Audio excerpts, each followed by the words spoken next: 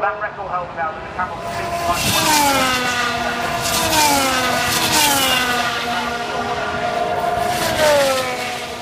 Hello everyone, welcome back to the Grand Prix Podcast. I'm Elton. This, as always, is Mr. Andy.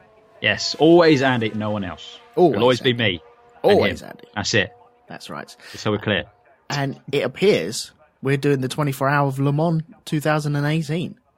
Well, we did it last time. Mm-hmm. And we also did Indy last time when Alonso raced it. Yep. And we did Spa. And Yep. we know that none of the WEC races are going to clash with Formula One because Alonso's doing them. So I figure at this point, we may as well just do the entire season. We probably will, yeah.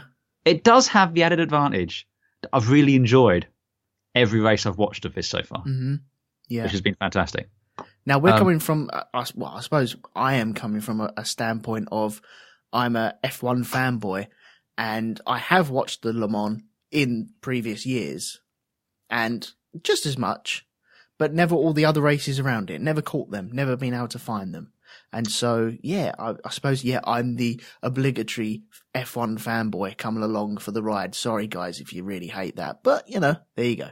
Well, I was going to say, I just wanted to add, our typical disclaimer is, neither of us are experts. We don't really know what we're talking about. We're just a couple of idiots who like talking about Formula One. That's true. In this instance, we're even bigger idiots talking about something we know even less about. Yes, and probably drop a couple of F-bombs on the way as well. F through C bombs. So again, those of a gentle disposition should probably switch away now. But I just wanted to get clear. We're both. I mean, we've been following Formula One. I mean, at least since the late 80s, right? It's been on in my house in the 80s, definitely. Yeah. Yes. But I remember the first season I made the conscious decision to sit and watch myself was probably 91, 92. Mm-hmm. But it was on prior to that. But I've been following it since the early 90s. Like you, I've caught the occasional bit of Le Mans, but the problem I've always found is it's never been, or at least in my mind, it was never accessible because it was never really shown on the BBC back in the day, or Channel 4 and all that. But now Eurosport run the entire thing. And I'll give them their dues. Their coverage is pretty fantastic. Potentially a few too many adverts during the night section, but I'm not going to begrudge them that. They've got to make their money somewhere. Yeah, I think they're well placed, actually. A lot of people are going to be sleeping, and so why not put the long adverts in then? Oh, no, I got that. My issue was more that we'd have a 5-minute ad break and then 5 minutes of the race and then another 5-minute ad break. Right. And like I said, I get it. I understand it. It's just, the thing about Le Mans for me is it's great just to have it on in the background, because I was doing other stuff, I was working on some projects, I had some paperwork to do and all that, but I just had it on there and I was just glancing over and keeping track of what was going on. And it was occasionally I just look up and it'd be a great battle going on in one of the GT classes. Yeah. And it was like 11th in class. And it was just this great entertaining battle going on there. And I was just like, yeah, no, it's just I watched this for a little bit and then I got back to it. It's just kind of dipping in and out throughout the day, which I thought was really good fun. Yeah. Yeah, I had that most of the week as well, because this was the first time I'd actually got round to watching a bit of qualifying and practices. And so I was getting home from work and it was, okay, look, I've just noticed that. I can watch that. Brilliant. And I would just have it on the background doing a bit of work on the computer as well. And do you know what? I think it's brilliant, just background noise. Mm-hmm. Absolutely loved it. And I kind of want more. Oh, no, absolutely. So to all you out there, you're probably going to be stuck with the rest of the season coming through. But if you're a Formula One fan, I do highly recommend give it a go. It's on Eurosport in the UK. I know it's on some other channels in the States. But you're all enterprising individuals with computers. You have a thing called Google. I'm not telling you if you were to maybe go onto YouTube and search for a certain race and then look for live streams on a particular day, you might find it. I'm not saying you should do that at all. So we'll move on from there. It is on legitimately on Motorsports TV. Now, if you have FreeSat, I think it's on FreeSat. I've definitely got it on the Skybox. Yeah. So you can watch all the races from now on there. So yeah, I definitely recommend it. It's a good commentary team as well, which is always important with any sort of motorsport. You want a good commentary team, and they had a few people filtering in and out throughout the night. But it was good. You know, they were informative, entertaining, and yeah, I really enjoyed following along. Yeah. So I guess so. What were our expectations going into this? Because obviously all the news around WEC and especially Le Mans is old Fernando going for his Triple Crown. Well, he's the reason why we covered Indy last year, wasn't he? It was pretty much, yeah.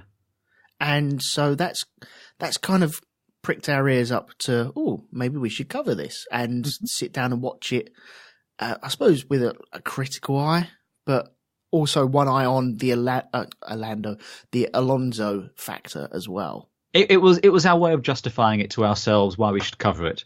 Oh, yes. It's totally research. Yeah, totally, 100%. But it was a veritable who's who of former Formula One drivers here, wasn't it? Mm, yeah. We had Jenson Button was in one of the SMP LMP1 cars. Yep.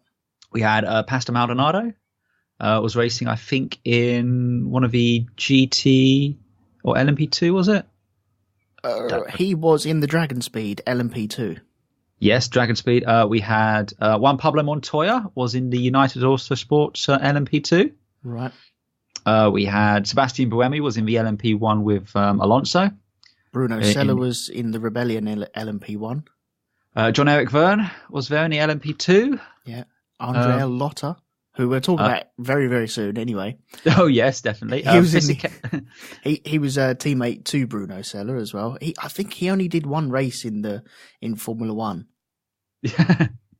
Possibly, yeah, you're right. I'm sure it was just one race. We had Sebastian Bourdais, was in GT Pro, the Ford GT40. I'm looking forward to talking about him as well. Well, I was going to say we've also got Paul Devesta. I know you have thoughts on that, so we'll definitely get to hear. I'm just flicking through the drivers' entries here, see if there's any other names that jump off here. Well, did Scott Dixon ever do F1, or was he just IndyCar? Scott Dixon is in the IndyCar. Oh, that's IndyCar. Right. We had... Where's the Chip Ganassi team? Because I know... Oh, what's his name? Sebastian Bourdais was racing the Chip Ganassi. And you also had...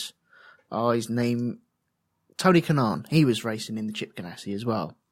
Oh, yeah? Now, I thought I saw Scott Dixon. Was he actually racing the Yeah, he was racing. Okay. Yeah, he was in one of the other ones. Will Stevens, he was. Yeah. He was also there in LMP2. Mm-hmm. Was Martin Brundle there? I don't think Martin Brundle was racing, but I know his son was. Alex Brundle. Okay, Alex Brundle's there. Yeah, he was in one of the LMP1s, the TRSMs. Yeah, I've just TRSM Racing LMP1. Mm-hmm. Yep. Pedro Lamy. Pedro Lamy, I think he's in his 60s now. Oh, what is he in? He's turned around and said that. 46. Is he? Oh, okay. There must be someone else I was thinking of. Yeah, Pedro Lamy was a Formula One. Oh, there was someone else that's retiring this year. I can't see his name, so it's not that important. I'm sure it'll come to us. Yeah. But anyway, there were a lot of Formula One drivers, from the past going on here, and it was quite nice seeing them all going around, still doing stuff. It's nice to remember that Formula One is not the be all and end all of motorsport. Oh, Antonio Giovinazzi was in one of the GTEs. Fisichella. I already said Fisichella. Yeah. Good Sam Bird. Did you say him? He's in the Formula E. Yeah, he was in GT Pro. Yep. Yeah. Felipe Nasser. Was that Felipe Nasser was in Formula One, former Formula One Sauber one? That's okay, right, yeah. Antonio Giovinazzi as well. He was there. Oh, Kamui Kobayashi in the other Toyota? That's right, yeah. Yeah. He's just so ready. It is. And it was great seeing all these ones going out there. I mean, one of the big differences between sport, WEC and Formula One is multiple drivers per car. Jan Lammers, that's who it was. Jan Lammers, okay. Yeah. So he's retiring this year, is he? Yes, he is, yeah. Okay. Sorry, go on, carry on. No, I was just saying, it's each car has 3 drivers per car, effectively. They take it in stints. So, if it's a bit different. It's not. Everyone will be saying Fernando Alonso won Le Mans. Spoiler alert, he won. But it wasn't just him. It was as well as the team around him. It was 3 different drivers. He wasn't even in the car at the very end, and that's just something. It's a little bit different to what we're used to. And I think Alonso as well, he was saying that, for him, it was very difficult towards the end, seeing his car racing, but not being in it. And there's nothing he can do to influence what happens. Yeah, you're just a spectator at that point. So, yeah, that was just kind of a different angle on it, I suppose, than what he was used to. One of the big differences this year compared to last year's Le Mans as well, there was only one manufacturer in the LMP1 teams as well. Because Porsche and Audi both quit after the end of last year. That's right. And last year, didn't Toyota have... Well, they kind of struggled towards the end, didn't they? Well, it was 2016 was the year where they were leading until the last lap. Right. And they broke down about 3 minutes before the end of the 24-hour period. Mm-hmm. And they lost out and just weren't classified in, which was gutting. But last year they struggled as well. Towards the end. So Toyota's been trying for a while now to win. In fact, they came back into Le Mans in 2012. So since 2012, they've been trying to win it. And their best up until then have been seconds. Mm-hmm. They got second in 2017, second in 2016, and second in 2013. So always the bridesmaid, never the bride. Until today. Again, spoiler alert, they won. But to be fair, it really was theirs to lose because they were the only manufacturer team there. They had no competition. Well, not entirely fair, because as they've ably demonstrated, they are capable of self-destructing with the best of them. But yeah, the hybrids, one of the things they try to do is they try to include restrictions in terms of fuel flow and driver stints to try and even up the field between, the LMP1 cars and the LMP2s and then the GT Pros and the GT AMs. But the Toyotas were both like 10 laps ahead of the next LMP1 car by the end of it. So, yeah, it obviously didn't work in that respect. But I think everyone was kind of resigned to that was the way it was going to be. Well, I was certainly watching them going, please don't break down, please don't break down. Yeah. Oh, very much so. And also, we were also like, I think we were all kind of hoping that the 8 car, the one Alonso was in, was going to win. Just because I think the Triple Crown is a good story. It's a good thing to happen. And I think we were all a little disappointed when he failed to win at Indianapolis last year. I certainly was. I was very disappointed. I think it was expected, though. Mm-hmm. I didn't think he'd win it on his first go. I thought it would have been really nice for him to do it, but he was kind of powered by Honda, and I think over the years, the last couple of years, it's been like a Chevy track anyway. Mm-hmm. But yeah, I think it was all written down to have the Honda expire on the last lap, and I think he got to about 8 laps before the end, and then it expired. Yeah, pretty much. So yeah, let's not put the boot into Honda anymore, who I'm sure were loving seeing that their great rival Toyota were winning with the Le Mans with the LMP1 car here, and also now leading the championship quite handily as well because they also won at Spa last time out. But yeah, it is in LMP1 we have privateer teams, so Rebellion Racing, one of them which had Bruno Senna. The SMP team, who one of them was with Button, United Autosport, which had Montoya. So there was a larger LMP1 field than we had last year, and I think more than people were expecting. Mm-hmm. But still, the attrition rate in the LMP1 was still pretty brutal. I only think like 5 of them finished in the end. Yeah, there were quite a few that went out, weren't there? I'm trying to go through the list now. We had Button's car was effectively out of commission for 2 hours quite early on due to an engine sensor. Oh man, yeah, that was heartbreaking, kind of. That was painful. Montoya's car had an off. I know it was an LMP2 one, but it had an off, and it went into wall at one point. Mm-hmm. And it was also nice for Montoya to just put his hands up and say, yeah, I just ran out of talent. So, it kind of shows just how tough the course can be. Right. De Resta quite handily wrote off his car. Oh, man. Yeah. Do you want to talk a little bit about that? Well, the only footage of it that I've actually seen, it was I can't remember what we were actually watching at the time. I think there were some safety cars had been just come in, but there was some slow zones, and I think it was around the Nissan corner. Hang on, let me have a look at the map. Not that it's going to make any difference whatsoever. No, it's Porsche curbs. Okay. Curves, sorry. And he just dropped it. And it was quite a nasty accident because it wasn't into one of these Tech Pro barriers. It was into a concrete barrier.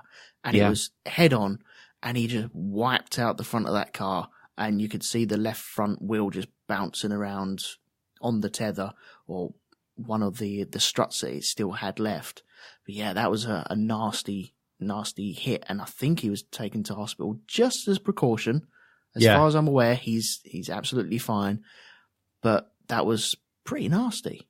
Yeah, no, they said he it was a nasty hit, and he had to do the medical center, but he was released, and he said he was all okay. He said he'll have a bit of a headache for a few days, and that's understandable. I mean, even from the get-go, we had one of the things I like about Le Mans is the ceremony of the start, and we saw this a little bit in IndyCar last time out, where they have the whole gentlemen start your engines, and each of the car kind of starts in sequence.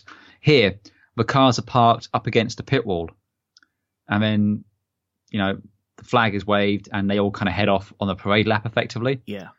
And it's timed so that they cross the start-finish straight on the dot at 3 p.m. local time. Mm-hmm. So the pace car kind of controls that pace until they get there, and then they're off like a shot. And even then, from the get-go, we had some drama because one of the rebellions tagged the Toyota, and then I think it swiped one of the S&Ps and took off its nose. Well, it was Bruno Senna's car, wasn't it? Yeah, it was Andre Lossa that was driving it. And right, okay, forgive us if we get drivers and cars incorrect, because I guarantee we will. I'm not sure who he hit, but he definitely had his nose swiped going into the first corner, and his front mountings were already broken anyway. You could see the right-hand side pod was flapping around before he had his second major incident. And so was that before he tagged the Toyota? Or do you think tagging the Toyota is what broke those clips? I think there was a slight nudge. Someone swiped across his front. I think it might have even been his teammate, and broke the mountings. Then he went into the second corner and wiped someone out. And that's where the whole front of his car just dropped off. Yeah. And you're like, okay, guys, well done. 20 seconds into a 24-hour race. Yeah. You've clipped, the Dunlop curve effectively. Yeah. You clocked that. And how long's the circuit? It's 8 mile. Something like that. Yeah. I mean, and he literally did it at the worst possible place, because you've got to do the entire lap now. Effectively limping the car. It's a case of, okay, you have all these team meetings. Okay, right, guys, look, we've got 24 hours. Let's see how things go. Let's settle down into a rhythm. Maybe take one at the start, but let's not do anything too hastily. And he's like, no, go, go, go. And, wipe myself out straight away. You're like, okay, you're right. You clearly didn't listen to anything, did you? I was going to say that's almost out of the Force India playbook right there. I mean, it's remarkable, though, because there were 60 cars started this race. 60 separate cars, and that was the only real incident in that first corner there. Yeah, Jenson Button nearly got caught up in that as well. He avoided it narrowly. Yeah. Did Jenson start in the S&P, or was it his car? No, he was starting it. He actually started the race. Are you sure, though? I'm sure. Because I remember when the car was in the pits, I think it was you saying it's going to be gutted if he doesn't get a chance to drive. I'm sure he started the race. Okay. But we'll see. If we're wrong, we apologise. It's all part of my game to make Elton doubt himself all the time. Yeah, I do that quite a lot, actually. Thanks for that. You're welcome. That's brilliant. But yeah, it's just Le Mans is so well, WEC, but, it's so different to what we used to. Formula One is a sprint race. It's going around as quickly as possible. And so is this. But this is so much more of a marathon. It's also very interesting that even, I tell you, cards on the table, this is a constant gripe of mine in Formula One, is the inability to follow and to pass. Yeah. All the way down the grid, none of these cars had any problem following or passing. No. And I think that's by design, because I think your fastest LMP2 cars are going to be knocking on the door of your slower LMP1s. Maybe. The top qualifying time for the Toyota was a 3:15. The top qualifying time for the LMP2 was 3:24. So we're talking maybe a 10-second total time difference, which sounds like a lot for something like a Formula One car. But over the distance we're talking here, it's probably not so much. And again, down the straights, the speed's probably such that you have to be able to follow to get around them. You can't, if the air these cars are throwing up is disrupting your aerodynamics, your aero, you're out of luck. You're going to find yourself spearing off to one side or the other. Yeah. So these cars are able to do it. And we were seeing this all the way through, and there was some great battles in the GT class between the Porsches and the Fords, and the BMW, who were new this year, and a bit of a revelation as well with their M8s, was it? Yeah, they're cool. I do like the look of them. I think they were pretty cool. Now, my understanding is, again, one of the things they do here is a balance of performance, where if your car is shown to be, significantly slower or handicapped compared to other ones, they can take away weight from the car for you. But if it turns out you've been sandbagging, they can then give you a penalty, right, to kind of address that. I quite like how they can be a bit more agile with addressing the inequalities there. You don't get a situation like we've had in Formula One with like the Hondas, where they were just completely useless and, well, you just got to suck it and see for a season. They're a little bit more proactive here in trying to address those imbalances. They also did it with fuel as well. I thought that they had limits on the LMP1 cars, so they just didn't guzzle and guzzle and guzzle. Well, we saw that with the 7, didn't we? Because it missed its pit window, and it then had to limp home to stop it sucking in too much fuel, because then it would be over its fuel flow. And it turns out it was over its fuel flow because it had missed its pit window. That's right, but they also got a penalty for that as well, didn't they? They got 2 penalties. They got a penalty for the fuel issue. Yeah. And then they got a penalty for the driver exceeding the stint length. Yeah. While they're allowed to do a double stint or even a quadruple stint, as Alonso did at one point, they still have to pit to end the stint. And if you exceed that stint length, they give you a penalty. One of the things I quite liked as well, and we spoke about this earlier, is I liked the race director would come on the radio to announce these things. Mm-hmm. And I don't know if he's speaking to the cars themselves or just for team managers or what, but it's nice having this sense of a director orchestrating stuff, just kind of explaining. And I think it would be really good if someone like Charlie Whiting could do that, as the voice of the race control, effectively, rather than just having the text. Yeah, it's just nice. It's just his voice comes on as like, sometimes he's like, team manager for car 70, team manager for car 70 report to the race control immediately. Mm-hmm. Or when the slow zones were coming in, he'd come on and he'd count them down, and it'd be like, the slow zone will end in 10, 9, 8, 7, 6, 5, 4, 3, 2, 1, and then the slow zone would go and they were off again. Yeah. So yeah, again, little touches which I think add to the spectacle and the show, a little bit entertaining, and I definitely think that's something that I think Formula One could, potentially look to and take away from it. I would love them to adopt that. Mm-hmm. I really would. I think that would add a bit of theatre to our viewing pleasure as well. Yeah. I know we spoke about this earlier on, but the slow zones, mm-hmm. I don't think I don't think Formula One tracks are long enough to have slow zones. I think you're penalised far too much for the slow zones. I personally would rather get rid of the virtual safety car and just have a safety car. Well, in case people don't know what a slow zone is in the context of Le Mans and everything. So what would happen is, if you have an incident, say there was an incident around the Porsche curves, we had a couple of instances, they'd introduce a slow zone there, which is in effect a virtual safety car, where all cars have to do a certain delta in that zone. I actually think it's a speed limit rather than a delta time, because LMP1 cars, GT cars, everyone goes to the same speed. And then once you're out of that zone, you can race again and off you go.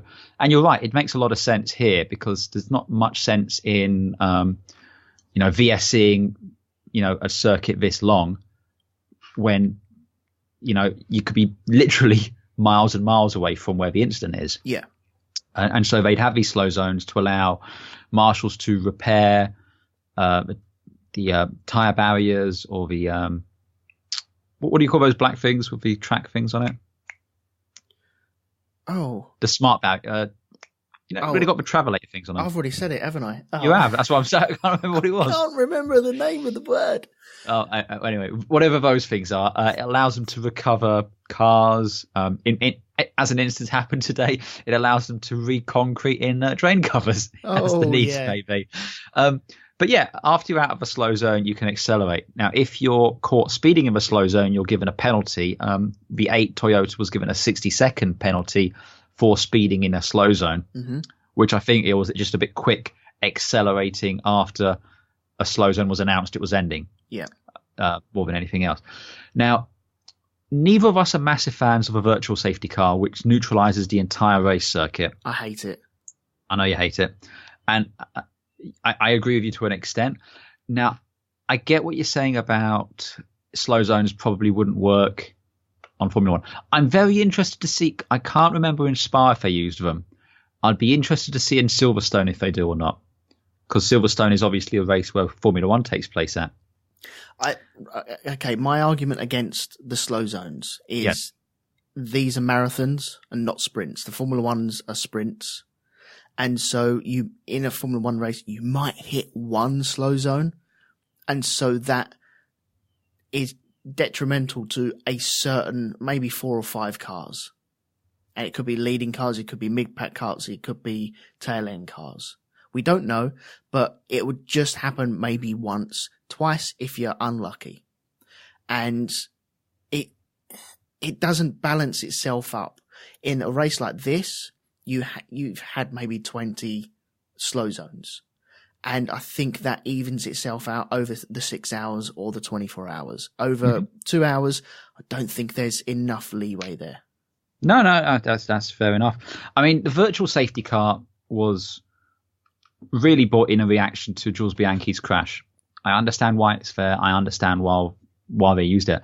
But I do think it's an imperfect solution to doing stuff. I don't really know. Because I think the safety car, you need something between double waved yellows because fundamentally the drivers just can't be trusted. Yeah. And right.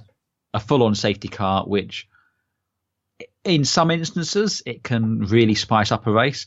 In other instances can completely destroy a race. So I understand there's the kind of, you need to find the right balance between the two. But again, it's only 3 years into virtual safety cars now? It is, but I have a trouble with they run into deltas. Now, I know there's slower parts of tracks than other parts of tracks as well. Yeah. But I think if you just limited everyone to a pit lane speed limiter, that is easier to come across to the viewer as, okay, right, they're all doing 60 miles an hour, or they're all doing 80 miles an hour, or kilometers an hour. And that's something you can grasp. You can go out into your car and you can drive at 60 miles an hour and go, look, I'm on the speed limiter. You've got something there to visually represent that. As driving to a delta means absolutely nothing to me. You're right. I agree. I think a speed limit might be, like you said, a pit lane limited speed might be a better way to do it because you get the same net result. The cars are all slowed down. Yeah. But yeah, that'd be good. And again, it would be great if you then had the voice of race control, Charlie Whiting, came in and announced, VSC ends in, and then you get the countdown, and then off they go again. Yeah. So yeah, that would be cool. I would like to see that sort of a change going on there. Mm. So this is a controversial thing. I think I said this last year. I don't know if it would work in Formula One, but I think I still would like to see F2 cars racing alongside Formula One in the same way you have LMP1 and 2 cars here. I think I'm growing to that idea. I have to think long and hard about it, though. I don't know, man. I don't know. I think I would rather have B teams than every team has not forced to make a B team, but not obligated, but just, lent on the shoulder and said, look, we need B teams, and just create a lower class than what we've got at the moment. You see, I don't think that would work, because already they're kind of struggling on the budgets and stuff like this. And most of the big teams at least have some sort of financial stake in an F2 team, be it through a driver program or something like that. But I think if you had F2, I mean, how many, I'm just going to do man looks up thing on internet in a minute, but I'm just wondering how many cars do we currently have in Formula 2? So there's 21 cars racing in Formula 2 at the minute. Is that right? 21? 1, 2, 3, 4, 5, 6, 7, 8, 9, 10. Oh, there's 20 cars, but obviously they don't race 13. That makes sense. Right. So there's 20 cars there. And again, I think some of the advantage, so I'll lay out my case for why I think having Formula 2 alongside Formula 1 would be good. I think the spectacle will be more impressive. I think having 40 cars start a race is more impressive than 20 cars starting a race. Oh, yeah, no doubt. I think it'll allow up-and-coming drivers a chance to shine on the world stage. Because at the minute, unless you are a real fan or you go out of your way to do it, people aren't watching Formula 2. They're just not. I think you get those stories where a Formula 2 car could perhaps punch well above its weight, like we saw last time out with the Jackie Chan DC Racing in LMP2, which came within a hair's breadth of winning Le Mans last time out. It did, yeah. I definitely think top F2 cars might well be in a position to be maybe the best of the rest in Formula 1 terms, like really give the midfield a bit of a run for their money. And, kind of do it. I think you can have some good fairy tale stories there.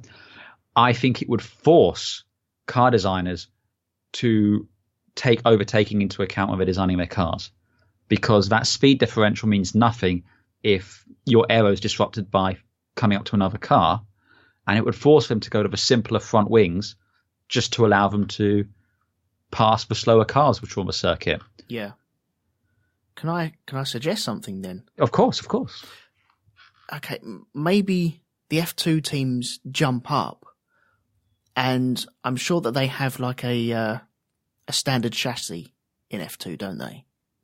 Yeah, I believe so. Yeah, I believe it's it's a Dallara F2 chassis. Yeah, well, maybe if Dallara built an F1 chassis for these teams, and so you could still have F2, but then you'd have an F1 class Dallara, and then you can.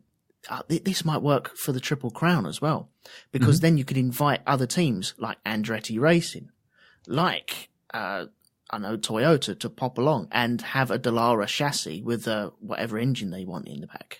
Yeah, no, I can see that. I mean, at the minute they race a Dallara chassis and a V6 turbo engine, much simpler engine. So again, like we have in Le Mans, where you have like the Toyotas are running I think it's a V6 hybrid engine. Yeah, they're running a V6 turbo hybrid, whereas the customer cars effectively are all running just V8 standard petrol engines. Right. Yeah, and again, the Toyota's a 2.4 litre, the others are 5.4 litres, and they're big beefy engines there. Man, I would love that. I'd love the 2-tier thing, and then you'd have all your normal teams like the Mercedes and the Ferraris and the Red Bulls and stuff like that, and then you'd have all the Dallaras possibly at the back. Maybe in front of the Williams at the moment. But you'd have that all mixing it up. And then on a slower circuit like Monaco, if shit goes down, then you could possibly have something occurring. Can you imagine? That might even make me excited about Monaco. Imagine like Dallara up the front, holding up a chain of all the other ones. That's just your wet dream, isn't it? Surely. It pretty much is, yeah. So yeah, I think that something like that could really spice up Formula 1. I think, again, for the spectacle of the show, I think it would really help there. And I just think it helps everyone. It helps. It allows more teams to compete at a lower cost. Like you said, it allows the occasional drop-in. So, you can get Andretti's popping in, you can get Toyota, you can get Rebellion fielding a car for various, for one-off races or something like that. Because, again, it would be great in, like, say, for the US race, have a couple of the Indy teams take part. You can have pre-qualifying. Yes. Pre-qualifying back. Yes. Man. Are you listening to this, Ross Brawn? I hope you are. Big fan. But still, I think you should listen to us. Big fan. Love your work. Love your work. It's great.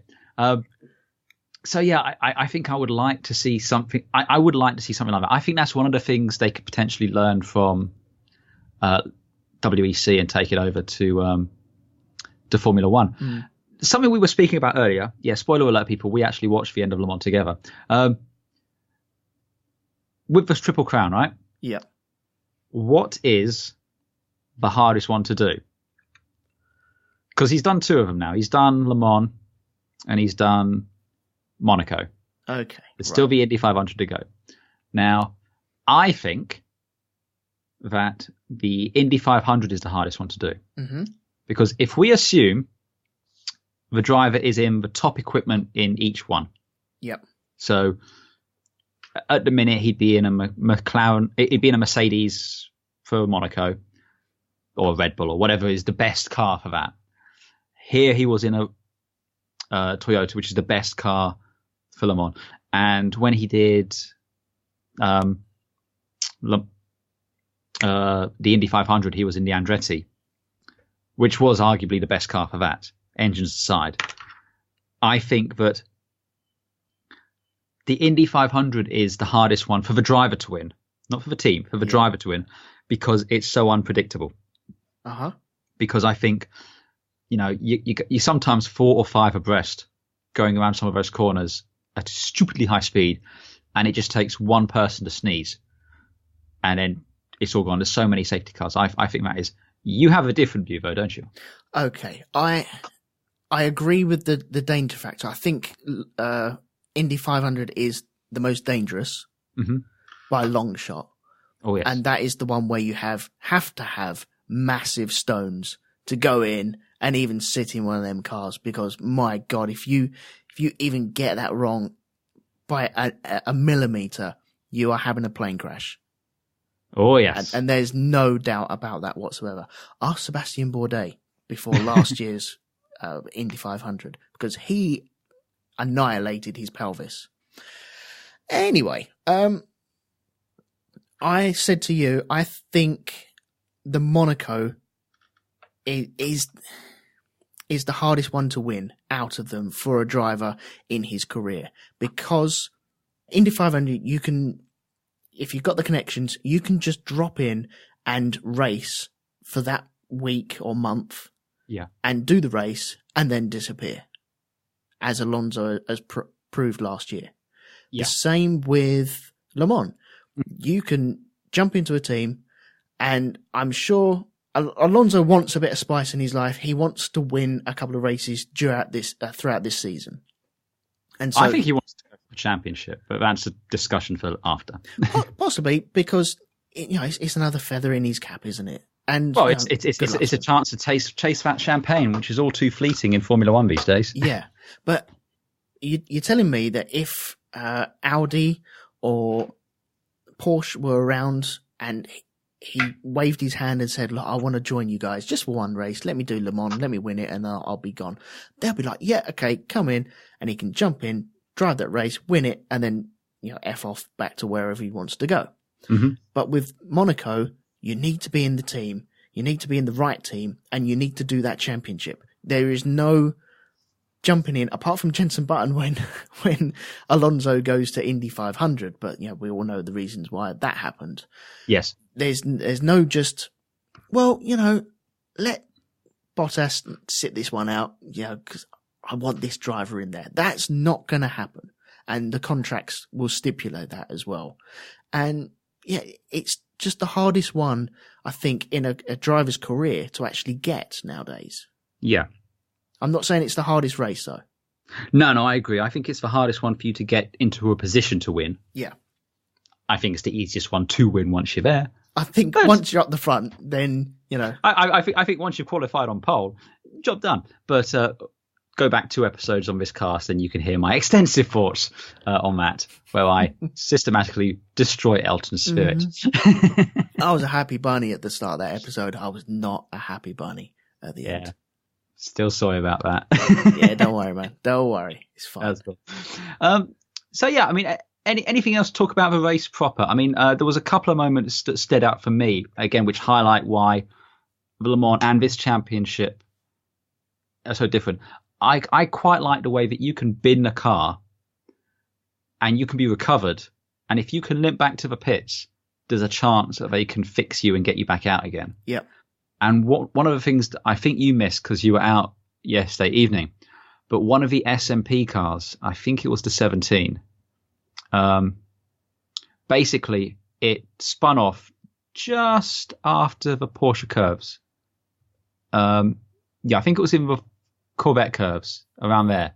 It spun off and it tagged a barrier and it kind of mashed the rear bodywork into the car. The car couldn't move.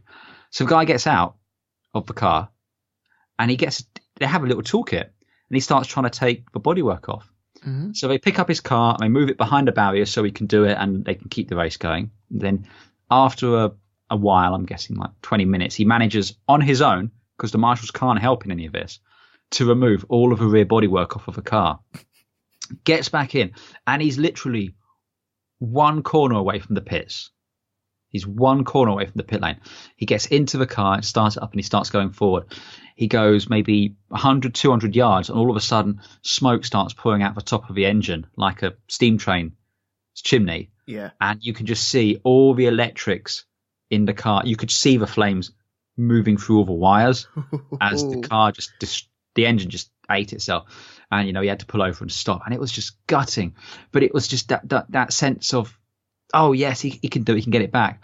We didn't see it as much this year as last year, but there was a couple of instances like one of the Jackie Chan DC cars, the wheel delaminated and it destroyed the front bodywork.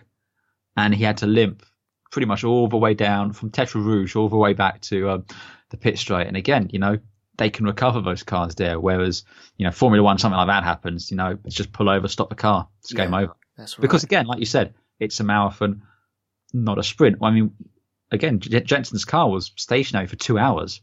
It still got out, and I think it still finished. Well, it didn't finish. It broke down with another engine thing. But when it broke down, it was back to like 60 laps behind the leaders, which sounds like a lot. But in context, it was well ahead of the GT cars at that point and moving through the LMP2 field. Yeah, that's right. The one that broke down just after the Nissan curves, or Porsche curves, sorry. Yeah. Did you say that he was using spanners to get the bodywork off? He didn't leave a spanner on the manifold or anything like that, did he? I don't think so. I mean, but basically, yeah, he has a little, one of those little like, in your glove box toolkits. Yeah. It's pulled one of those things. And that's so cool. It's cool that they've got that in the car, but it makes sense, I suppose, if you suddenly need to remove a bit of bodywork which is hanging off your car. Oh, man, he should have put out a little triangle and everything. That would have been awesome. I mean, we saw that as well. I think we saw one of the Rebellions towards the end was cruising with a new nose on it with no branding on it at all. Man, that was good. That was awesome. If nobody saw that, just after 9/11 on the Monza Grand Prix, the Ferraris painted their noses black and they didn't have any sponsorship on their cars for that race. Yeah. And it looked exactly like that, didn't it? Just a big black nose. I thought it was so cool. They just went down to the shop and bought a brand new nose. Yeah. Because the customer LMP cars, I believe, are all, you've got a choice, but effectively they're spec chassis and spec engines. Right. So I think it was a Gibson. Yeah, the options are a Gibson engine and a Dallara or Orica chassis, something like that. Okay. Rebellion do their own chassis. But yeah, I basically think effectively you have a choice of chassis. So yeah, it's just an interesting there. Yeah. Pits. Oh, you go. Yeah, one of my favourite moments of the race, though. there was a race between Sébastien Bourdais in the Ford 40 GT, which is a beautiful looking car. Oh, it's really. I like how the lights is because it's got like the cabin kind of tapers down to a point, and you've got these kind of arches coming from there down to the wheels. Yep. And you've got these gaps there, and they had lights which illuminated that. They were different colours for the different cars. Yep. So I thought that was really cool. And they got the LEDs on the windscreen wipers as well. Yeah, yeah.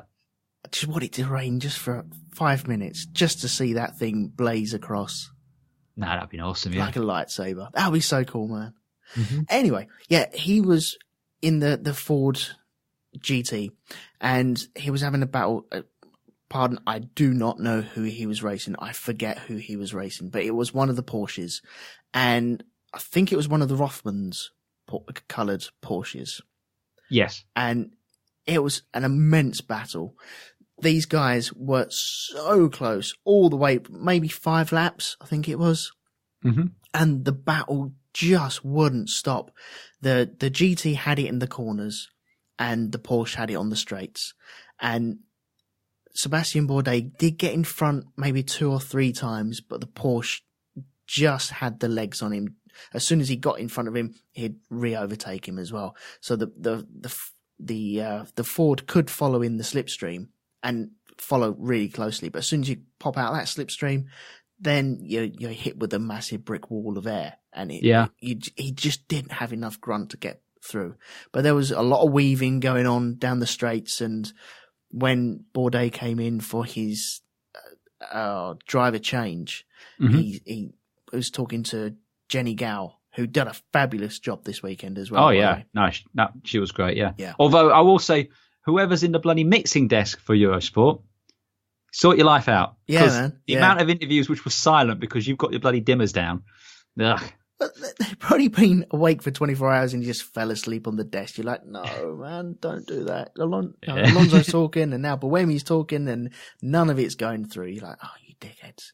Anyway, yeah, this race between these two guys, they were swapping paint. There was almost, I think there was a bit of rubbing there as well. And Bourdais came in and he was just, no, this ain't racing. This ain't racing. You're like, well, do you know what?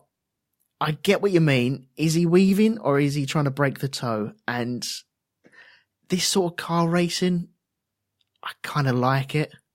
I like the fact there's none of this, you can only move once in a fucking overtaking. No, this was, you want to get by me, you got to fight to get by me. I loved that. Yeah. And there was, it was something going on. They were arguing over 11th place or something like that. That's right. But that was hammer and tongs. That was, and then while all this is going on, you've got LMP1 cars and LMP2 cars coming to pass for GT cars, and they got to get out of the way. Mm-hmm. And there's none of this, waiting for an opportune moment and blue flags and all this.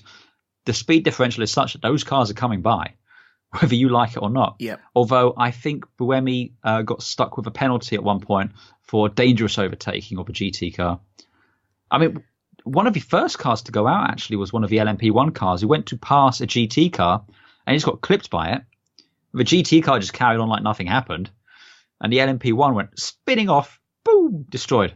Game over. Man. So, and I like that element there. And that's why I also think the whole F2 thing could work with Formula One, because it means you've got to be careful, Yeah.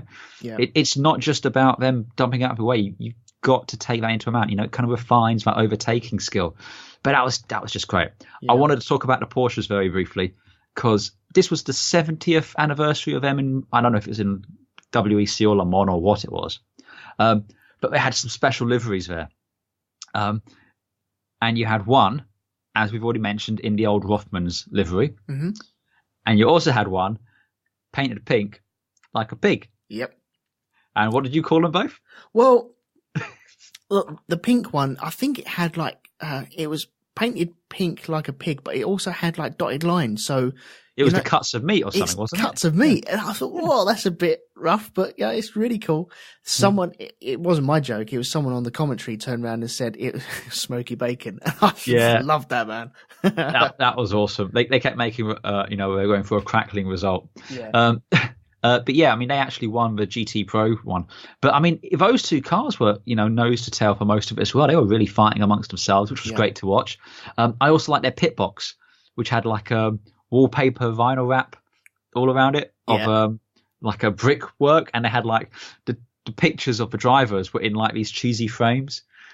I just like those little touches. I thought that was really cool. Yeah, I really did like that. Yeah.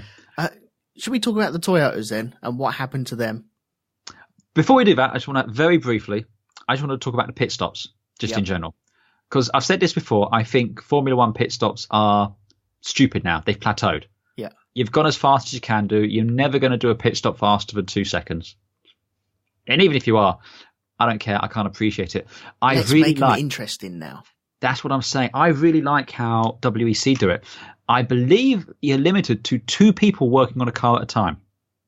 You can only have 2 people touching that car at any one time. Right.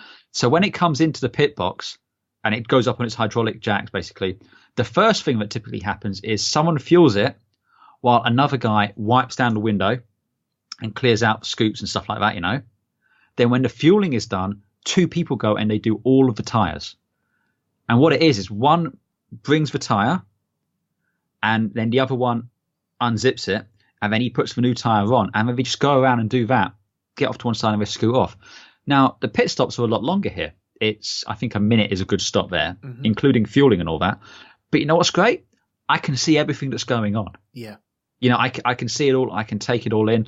And I'll tell you what, not a single car left there with a wheel bloody flying off down the pit lane to collect a mechanic. No, that's not true. A single car, not out of 60 cars, not a single one got into the Dunlop curves, and all of a sudden there goes a wheel overtaking it because someone's not bolted out properly. not a single one.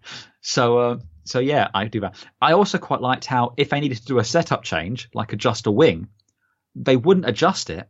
They'd bring it in and they'd take off the whole front section, bolt on a new one which had the adjustment made, and then send it out. And then what happens is they would, they just do the adjustment or whatever they want for the other bit. Yeah. So they just drop out of that particular section. I also quite like if there's a bigger problem, and we saw this a couple of instances from crashes, I like how they've got those little dollies and they'd wheel it, because again, you can't do this stuff on the apron because only 2 people can touch the car while it's on the apron.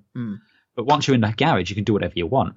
So they just wheel it in there and everything would fly off, and they replace entire suspension assemblies or exhausts or what have you, bring it back out, drop it back down, and off it goes again. And I thought that was great. Again, it's much more entertaining to watch. It's part of a spectacle. Yeah. You know, a sub 2 second piss, it doesn't do anything for me anymore. I get it. You guys are insanely fast.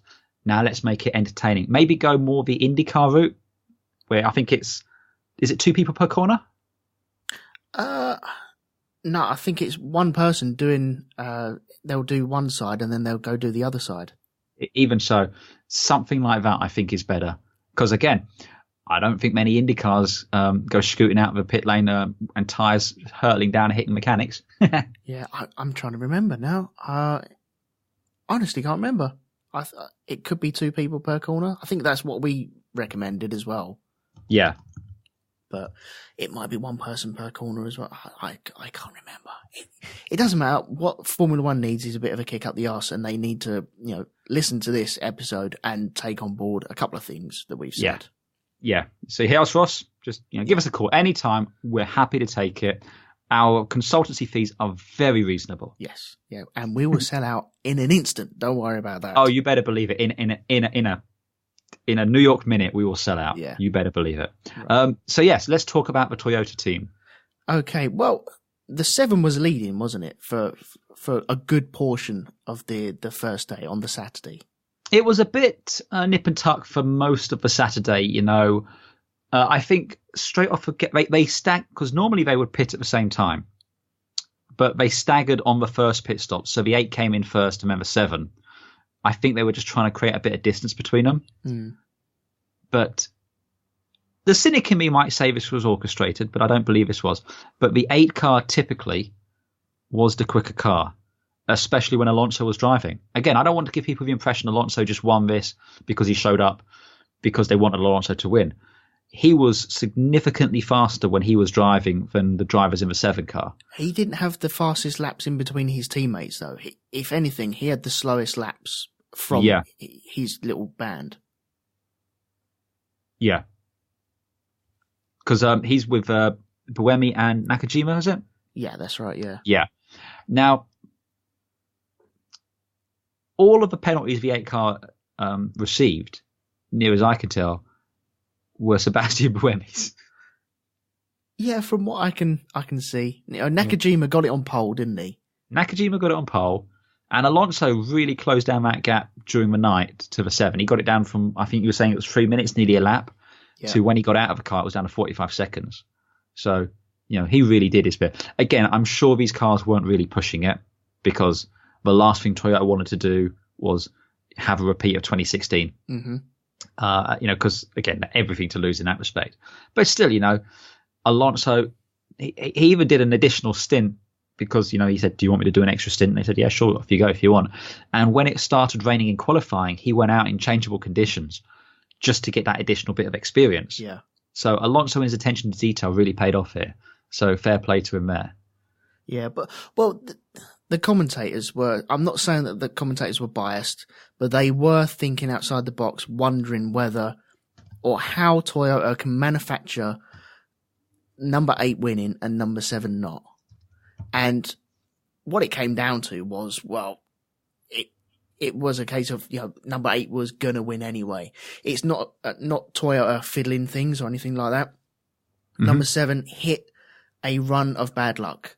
Number 8 had its setbacks. They were behind, and then they had their 60-second stop-go penalty. Yeah. And that dropped them right back. Then they had a pit stop, and then Alonso jumped in it, and it was nearly a full lap behind. Yeah. Now, during the night, I think there was a safety car, at which point the 7 missed the first train of cars, and so had to be held. And so it had already lost the lead then, or maybe it hadn't. But anyway, it lost a lot of time on a safety car decision. And instead of catching the first safety car, it caught the second safety car. And so it lost. I was going to say, just in case people don't know, at Le Mans, they run 3 safety cars. So you have 3 trains would go around. And if you pit and there's a safety car approaching, you're not allowed to leave until, in fact, I don't think you're allowed to leave until a safety car is left and you join the back of that train. Yeah. So you can't do what you might do in, say, Formula One, where you can effectively race up to the back of a safety car. No, you're waiting for the next Truly train to come along, yes, aren't you? the next Truly train to come through, yeah.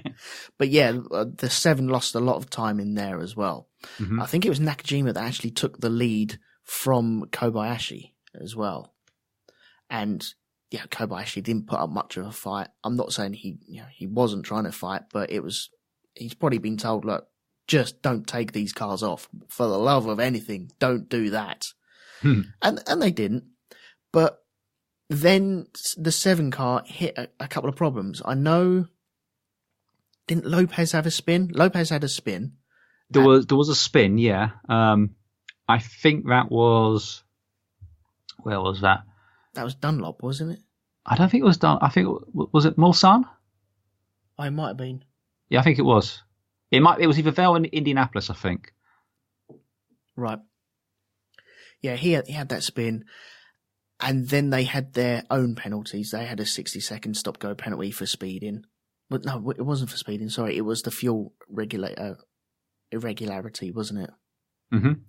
Then there was another one for the missing the stint lengths as well, and it was just another thing that was setting them back, and then another thing, and then another thing. I don't know how far back they were. They ended up 2 laps down. Oh, they ended up 2 laps down. Okay. Mm-hmm. So they lost a lot of time on that. Mm-hmm. I can see why commentators would turn around and say this, because it adds a bit of drama, a bit of spice, and we were expecting, if there was going to be a Toyota winning, I can't see it being anyone bar the Alonso car, because that's what everyone was calling it, and they'd already won the first race anyway, and that is the story that Toyota want, isn't it? Well, yeah, I mean, from a marketing team, I think, it's a story that's going to get them a lot of press that potentially they wouldn't have gotten otherwise, but very, very telling, and I think appropriate, that it was the 2 Japanese drivers finished the race. Yeah, nice touch, I thought. Mm-hmm. I do too, because again, they've been doing this since 2012 in this current era to try and do it. And I think, going back to the factory in Tokyo and everything like that, they want, the Japanese drivers to represent the team there. which I think was great. I quite liked as well when they were doing the final slowdown and then, all climbing in. Alonso gave Nakajima the little Japanese flag. Mm-hmm. Yeah. That was kind of cool. Yeah. We thought Sebastian Vettel was going to fall off and break his neck. There was that one moment where I thought the whole back of the car had just dropped. And Alonso and Buemi just went, whoa. Yeah. Well, like I said, I don't think that's a huge issue for Alonso as long as he's okay by Indianapolis next year. Yeah, because I think this is going to spell the end of his Formula One career. I think. I was going to say, because I don't think I've seen him this happy and excited about anything probably since Indianapolis last year. Yeah. Let's just talk a little bit about that then. So I think we both know he's 100% going to be racing Indianapolis next year. Yep. Do you think he'll do a full season? I think he might. Why not? If he's going to win this championship, I'm not saying he's going to win it, but he might they're leading it, aren't they? Yeah. Mm-hmm. I think he would do Indianapolis. I think it'll be more telling, will he be still in the car this time next year to do next year's Le Mans? And I can't see why not, because he's signed up for the whole season and it does stretch over to next year's Le Mans, we've got 4 more races this year, and then 2 next year. Spa and Le Mans again next year. And I think they're in about roughly the same time. But I know for a fact, given how many Indy drivers were here this week, no IndyCar races are going to clash with this. Yep. So the only real issue potentially would be Spa. Possibly, yeah. But the rumor has it that McLaren might be running a car full time in IndyCar next year. Well, wasn't it Zach Brown over at Le Mans, and he was hinting it heavily, wasn't he? Well, we had. Is it Mario Andretti runs Andretti Motorsport, or is it just Michael the name? Andretti? Michael Andretti was in. I think, was it Monaco or was it? Oh no, Canada? he's in Canada. Yeah, he was in Canada, and deep in conversation with Zach Brown throughout the weekend. We know Zach Brown knows IndyCar very well. And I think it makes a lot of sense for McLaren to field a car in IndyCar because, again, they're in the business of selling cars now, whereas in previous years they weren't. They were just in the business of racing. I also think it makes a lot of sense potentially for them to race in WEC, certainly in the GT series with their McLaren cars, their P1s, and what's the new one they got? The Senna, is it? Yeah. Those in the GT series would be pretty good up against the Ferraris, the Porsches, and the Fords, and the BMWs now. Can I say something? You may. I don't think I like that Senna. I've not really seen enough of it to really make a judgment. I'm not at the moment. I'm not a fan of it. But what's interesting is after this super season, they're going to change the regs for the LMP cars. They're not going to be called LMPs anymore. They're going to be called GTPs, Grand Touring Prototypes. And a number of manufacturers are in talks with the WEC over what they want to be. And as well as Toyota, Porsche are talking to them, Audi, Ferrari, McLaren, Aston Martin, and I think Volkswagen are all talking about what they want to see for these GTP cars. Yeah. And we might well see some of these manufacturers coming back at the top end because I think it makes a lot of sense for them to be showcasing VAC technology. I think that's a lot more relevant to their road cars than Formula One is. Yeah. Possibly even more so than Formula E. So I think that could be an interesting way to see where that goes. So we might see McLaren racing in Formula One, WEC and IndyCar, which I, for one, would be very much in favour of. Oh, yeah. Well, I think the Indianapolis 500 for Alonso is a given for next year, isn't it? And Zach Brown turned around and said, well, the Indy 500 would be a McLaren branded car again, wouldn't it? Yeah. Mm-hmm. Zach Brown saying or hinting heavily about Le Mans. I don't think Alonso will be driving that. He'll still be in the Toyota if he's going to be anywhere. Well, I don't think McLaren will do it next year. Because the year after. Potentially the year after. Right. So he would be out of that Toyota contract. But my thoughts would be he'd do IndyCar And then that might be the point when he goes, okay, now I'm going to go and explore other things I want to do.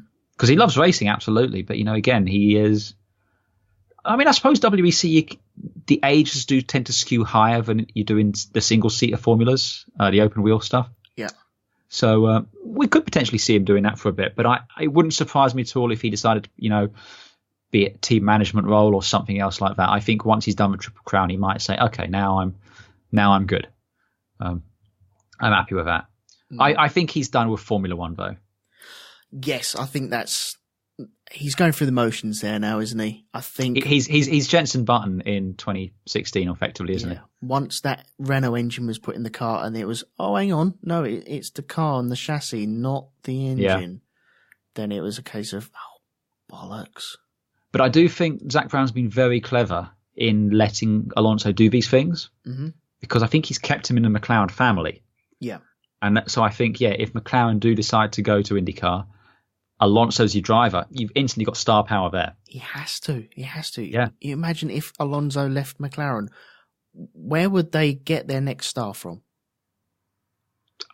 All respect, I don't think it's Stoffel. No, it maybe Lando Norris, but whether he can cut it at the sharp end, I don't know. Possibly could. Now, who can say? Who can say? But they need like a world champion there. Well, if Alonso goes, there's only 3 available. Yeah. And 2 of those are definitely not leaving where they currently are. And 2 of them might well be retiring. Yeah, possibly. Yeah. We'll just have to wait and see on that one. Something else I just want to briefly touch on as well, which relates into Formula One, closed cockpits. Yeah. I've long been a proponent of just going for closed canopies in Formula One. I think the halo is it's a good halfway step, but I think it's only a halfway step. I think you get much better views of the drivers working in these LMP1 cars than you do in Formula One cars these days. Yep. There's camera angles you can't get in Formula One because of the high sides and everything, with the headrests and all that sort of stuff. All you see is a head kind of rocking backwards and forwards. Whereas in the LMP, there was that one view, I think it's looking back towards the driver across from the other side. Yeah. And you can see them working. You can see them fighting with that car. You can see where their eyes are looking at. You can see them looking down at the dashboard. You can see everything. And because it's inside, they've generally got their visors up as well. Yep. So you can really see the eyes. I think that would be another great thing to do in Formula One because you get the over the shoulder angle as well, where you can see the steering wheel, all that stuff. And you can see the yellow light flashing when it's in a slow zone or yellows and stuff like that, which I think was kind of cool. You can also see Jenson Button almost falling asleep at some point. You can almost see him fall asleep, yeah. Wasn't that just before he went off at one point? We saw him, he was driving and the camera was on his face and we're looking at each other going, is he awake? Looks a bit sleepy. Yeah. He's like wiping his eyes. Yeah. He's rubbing sleep out of his eyes. And then all of a sudden he's off on the next corner. You're like, oh man, come on, wake up. Yeah, no, that was cool. But yeah, I think all the arguments as to why Formula One shouldn't go closed canopy, they're really silly arguments in my opinion. Yeah.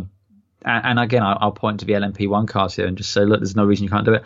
And again, if you recall, I think it was 2015, Mark Webber took a massive hit in the Porsche. Yeah. It destroyed the Porsche. It was in 2 halves and all that sort of thing. But again, they had no trouble getting him out of that car whatsoever.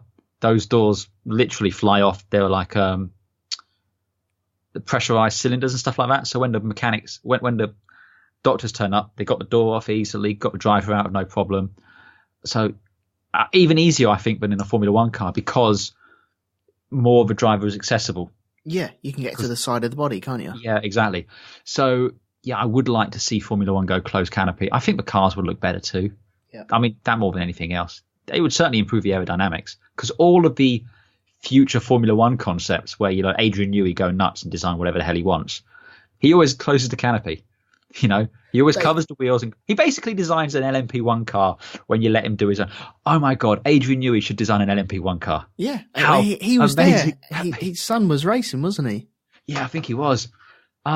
Adrian, if you're listening, please go Red Bull, whoever they end up being, get him in LMP1. Do it. That'd be amazing. Or give us a ring and we'll give you some tips as well. Oh, absolutely. Again, our consultation fees are very reasonable. Yeah. Okay. The podium I want to talk Yes. about really quickly. I love all the trophies that they hand out. Or do you want to just talk about, or do you want to talk about the ceremony coming up to it, where they drive backwards down the pit lane? Well, I thought we touched on that ever so briefly, but yeah, we touched on it. But it's a nice that they meet the car on the start finish straight, and then they sit on the car and they're driven down the pit lane slowly. Yeah, and everyone's waving and and they're giving flags and all that stuff. I thought that was just kind of nice as well. And again, you could really see how excited Alonso was to be there. He's standing up, he's giving all this. He's got the Spanish flag draped around his shoulders. What was it, Alonso Samurai or something like that? I think so. Yeah. Yeah, and again, I can't even remember the last time he was that excited. Yeah, no, it was definitely a picture book moment. Yeah, all that. But the podium itself, though, obviously you have the massive trophies, and all the drivers get their own individual trophies, and then Toyota get this massive trophy, which is probably taller than me. Yeah. But the moment I loved was when they brought out the Rolexes. And, and they just handed them the Rolexes, and Buemi's face was like, oh, "It's Christmas morning." Oh yeah. It's almost as if they'd forgotten. Oh yeah, we get a Rolex for this, and it looks mince. That thing. I think James Bond himself would be very pleased to have all of those. Oh man, I would do it just for that alone. Oh yeah, I kind of felt sorry for the second and third place guys who don't really get any. I mean, they get the rosette and they get a small trophy. Yeah. But then the winners are getting all these other bits and they get the Rolexes and stuff like that, which was cool. I know you were saying you were a big fan of the Le Mans logo on the trophy, weren't you? Okay, yeah, with the -4. Yeah. Like what do they call it? It's negative space. Oh yeah, I think it is, because the Formula One, the old logo had the Formula One, and the one was like a negative space. Yeah, and they do that with the 24. I love that. I think that looks really good. I think it works really well, and some people like that, some people don't. Some people want to move forward, and let them move forward. But I like it. I thought it was really cool. Yeah, no, it was cool, and the trophies were great. And again, I can guarantee that's going to be pretty much front and center of Alonso's trophy cabinet. Yep. For a while. He's going to just sit it next to his Monaco trophies and just look at the two and go, soon. He's already got a cabinet built out, and I'd imagine he's probably got a replica. When did he win Monaco? It was in Renault, wasn't it? Must have been in the Renault. I don't think it was Was in it the McLaren? No. Oh, it might be. Might have been the McLaren. 2007? One of them might. He might have done it in the McLaren. I think he did in 2007. Hang on. Right. Okay. Let's Google this.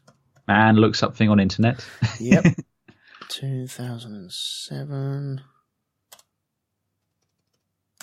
Right. Hang on a second. You'd like to think that we already had this written down, didn't you? But the results of Fernando Alonso, 2007, McLaren, yeah. So that's one of them. And the other one was probably a Renault. Because I don't think he won it in Ferrari. No. Well, anyway, yes, he's definitely got one in the McLaren. I didn't think he got that. But anyway, he's probably got like a cabinet already built out, and he's got 3 spaces. And now, tomorrow, he'll go home and just put it down there, slide it, and close the glass door. And be like, soon, my pretties, soon. Yes. Do you think he'll do it? Do you think he'll get that Indy 500 win? I think he's the most likely candidate because it was mentioned that Juan Pablo Montoya could, in theory, win the Triple Crown if he won Le Mans. Yeah. Because he has won the Indy 500 twice, you were saying? Yeah, that's right. And he's won Monaco. So, yeah, he could have done it, but again, he was in a LMP2 car, so he was on the back foot there. It was unlikely. I think he can do it, but again, I think the nature of the Indy 500 being as unpredictable as it is, being what melee it is, means I think it will be the hardest one for him to do. Because like I said, if you give him top machinery in each series, the Indy 500 is the most unpredictable. He is, I mean, unless Button now wins Le Mans, and then goes on to do it. I think it's only Montoya's the only other person that I can think of at present who is potentially able to do it. Right. Because if Button's won Monaco, and no other Monaco winners that I can think of are inclined to want to do it or in a position to do it. No, that's right. So I think it's down to those three in the current generation: Jenson Button, Juan Pablo Montoya, and Fernando Alonso. And of those, I think Alonso's the only one likely to do it. So he can do it. He's able to do it. It really comes down to fate. I would love for him to do it, though. I think it would be it's a great story to do it, because I think if he does it, and I think if they are able to open up Formula One a bit, make it a bit more accessible, it might become something drivers will aspire to do. Because again, we were saying earlier, I'm loving Alonso is trying these different formulas in the same way the greats used to, like Jim Clark, like Graham Hill, like Sterling Moss, where you would go and do other formulas or other types of racing when you weren't racing Formula One, because it was about the racing all the time. It wasn't. I know they say it as a joke, but the whole sitting in the office on a Sunday, that's kind of what it's become, and I don't like that. Yeah, and that's what and again, it's a massive kudos to how Alonso's rehabilitated his image from 2007.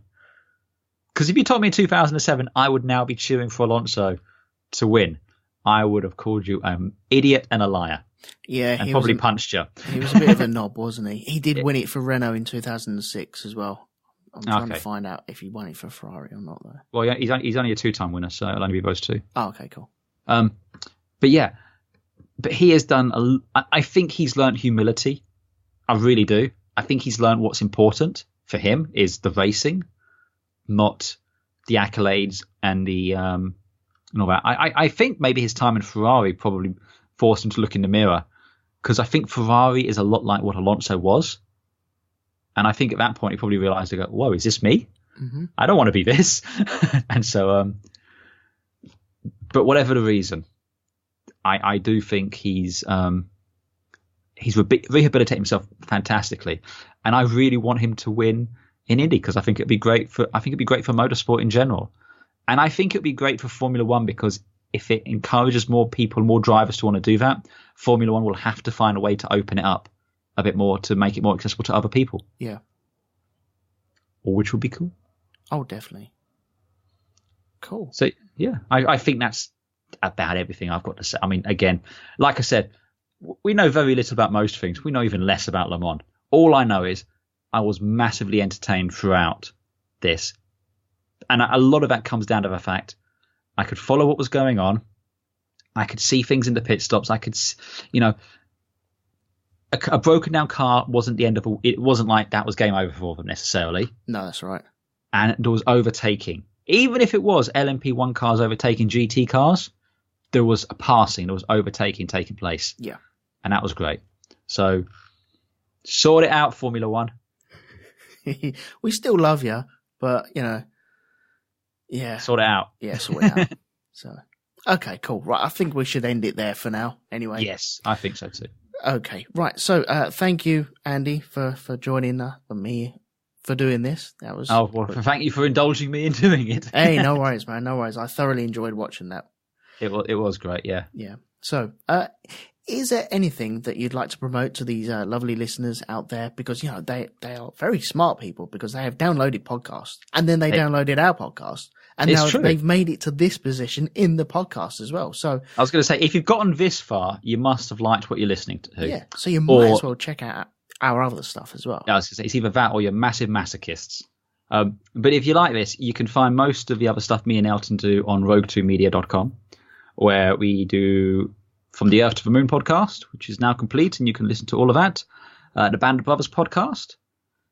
You can also listen to me on The Great Derelict. And I'd also like to just promote Dave Probert's The Happy Place, which is a fantastic little podcast.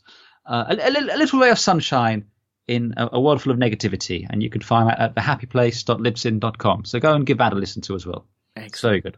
Yeah. You can also catch me on the Black Dog Podcast, and that is out every week. This week, on Tuesday, we're recording an episode on 12 Angry Men. It's a film I've never seen. It's black and white, isn't it? So, you know, It is.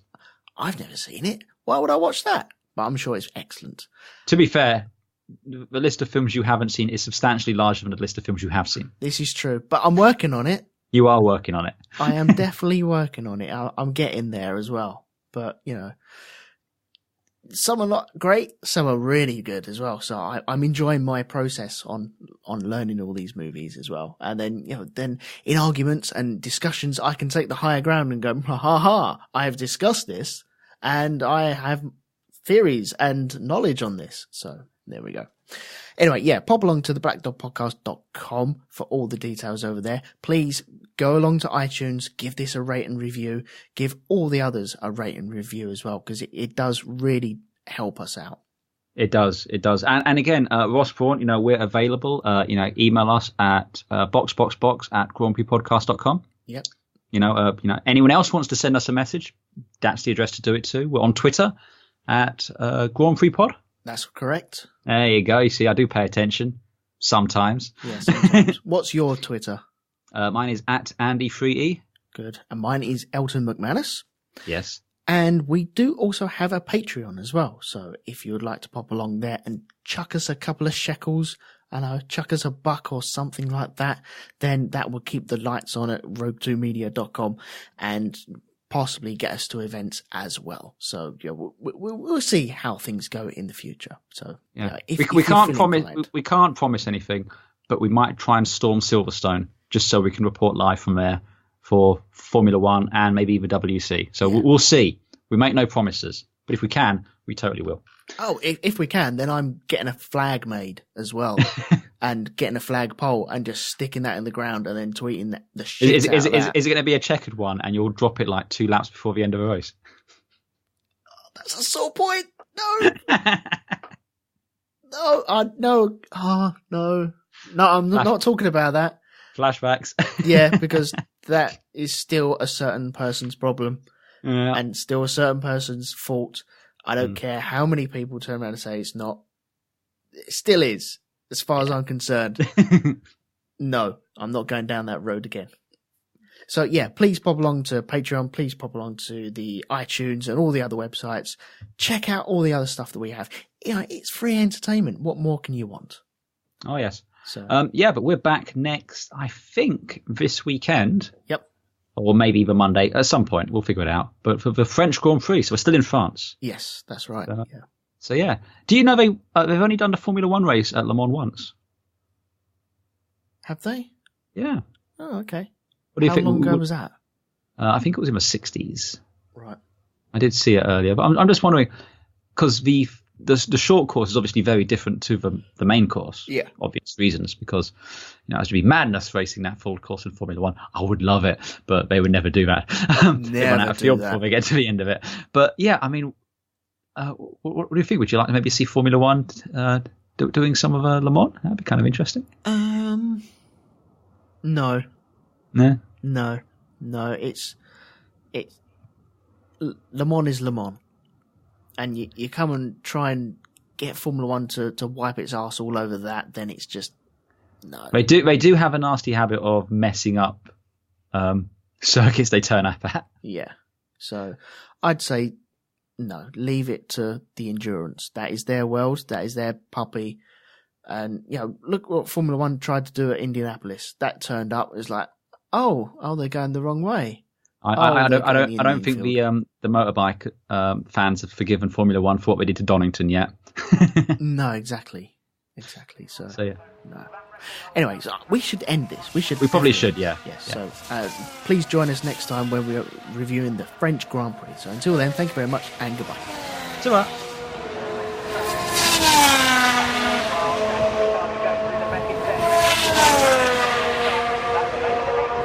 That move for 6 might be coming on the Renault. Okay, we'll keep an eye on that, especially if October's got a problem because 2.8 has become 1.9 in the space of a lap. So that's going to happen, isn't it?